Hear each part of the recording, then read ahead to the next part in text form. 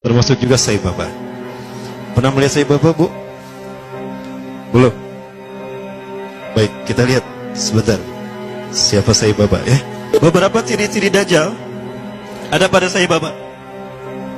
Yang pertama, Rasulullah SAW menyebutkan, apabila engkau melihat Dajjal, maka engkau akan melihat di kepalanya sesuatu mirip mahkota. Saya berpikir, mahkotanya seperti apa? Jangan-jangan ini nih, Brekele, itulah mahkotanya. Oh betul loh, jangan salah. Rambutnya itu mahkota Dajjal ya. Kemudian dari tatapan, aura tatapan matanya adalah sihir. Maka siapapun yang terkena tatapan, pas tatapannya bertemu, itu maka dia ada dalam kendali Dajjal. Hatinya ada dalam genggaman Dajjal. Lihat mata Sai Baba. Dan Sai Baba selalu menggunakan pakaian yang digunakan oleh Nabi Isa, kata Rasulullah nanti. 3 warna, serupan warna merah, orange, kuning, dan putih. Sai Baba selalu menggunakan itu.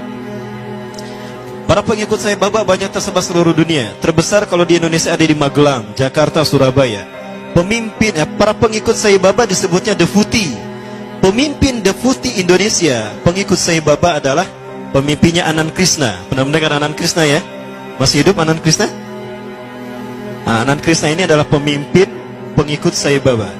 20 ciri-ciri Dajjal ada pada Sai Baba. Nah kemudian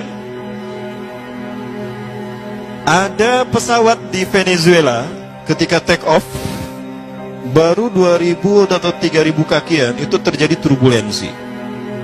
Ya, pilotnya sudah pasrah saja. Kopilotnya keluar dan berkata, siapa di antara kalian yang menjadi pengikut Sai Baba? Ternyata pramugarinya, saya. Cepat berdoa untuk Sai Baba, minta kepadanya agar dia menolong kita.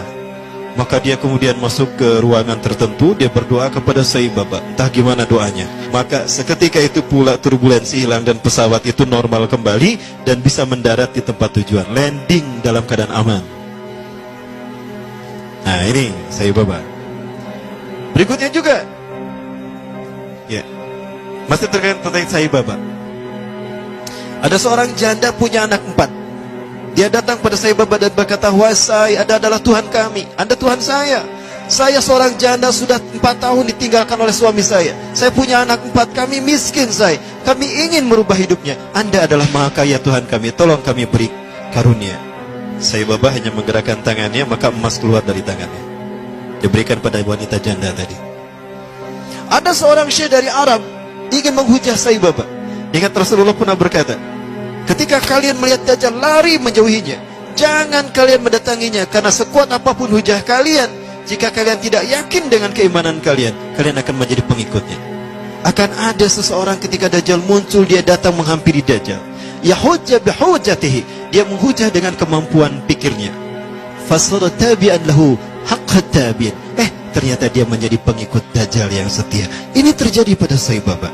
Seorang syekh dari Arab Saudi, maaf dari Timur Tengah, saya tidak sebut Arab Saudi ya, keceletot, datang menghampiri Sai Baba. Sai Baba berkata begini, kamu ragu saya Tuhan kamu? Coba apa yang bisa dilakukan Tuhanmu, saya akan melakukannya. Maka apapun yang diminta oleh syekh tadi, Sai Baba melakukannya. Maka apa yang terjadi? Syekh tadi menjadi pengikut Sai Baba yang setia. Baik, kita masih bicara Sai Baba. Penuh sihir kan tatapannya ya? Begitulah Dajjal. Dajjal lebih dahsyat daripada ini. Suatu saat Sai Baba pernah diundang ke Amerika. Sekelompok petinggi militer angkatan darat Amerika kehilangan sebuah dokumen, dan yang tahu hanyalah seorang jenderal yang bernama Conner. Jenderal Conner ini sudah meninggal. Maka dipanggillah Sai Baba. Ketika Sai Baba datang ke jasad Jenderal Conner, dia menaburkan tepung vibuti. Nanti saya perlihatkan tepung vibutinya insyaallah. Ya. Menaburkan tepung vibuti yang langsung keluar dari tangannya, entah dari mana. Maka dengan cara diusap, sebagaimana Nabi Isa AS membangunkan jasad yang sudah mati. Maka apa yang terjadi? Jenderal Conner bangun. Maka ditanya, di mana arsip itu? Oh, arsipnya di sana. Dia pergi, diantar pakai mobil, dibukakan arsipnya. Ketemu arsipnya. Itu jin yang masuk ke dalam tubuh Jenderal Conner. Kalau Nabi Musa AS menghidupkan yang sudah meninggal dalam kisah sapi betina Al-Baqarah, itu nyata betul-betul hidup. Di mana dipukul dengan sebagian dagingnya kan? Fadribuhu bi ba'diha. Pukul dengan sebagian dagingnya. Itu betul-betul hidup. Nah, dia pernah melakukan apa yang semacam hal itu ya. Jenalakan Arfur bangun. Kemudian ada hal yang menarik lagi tadi ketika Sai Baba. Saya coba perlihatkan tepung vibuti yang dia keluarkan, yang dengannya dia menyembuhkan orang yang buta, ya, menyembuhkan orang yang membangunkan orang yang sudah mati. Tapi sekali lagi ini biiznillah, dengan izin Allah, Allah mengizinkan kepadanya untuk melakukan itu sebagai sebuah istidraj. Apa istidraj? Rangsangan, ya. Apakah dia mau bertobat atau kembali kepada Allah Subhanahu wa taala? Sebelum ini muncul, ya ini agak lama.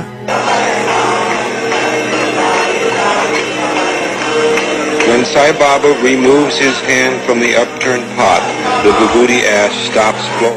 Seseorang berani menjual rumahnya, menjual mobilnya demi mendapatkan tepung vibuti walaupun hanya setitik saja.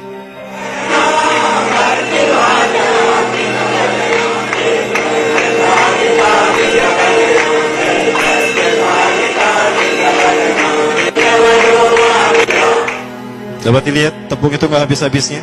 Inilah sihir dia. Nah ini dia ketika mengeluarkan emas, itu tepung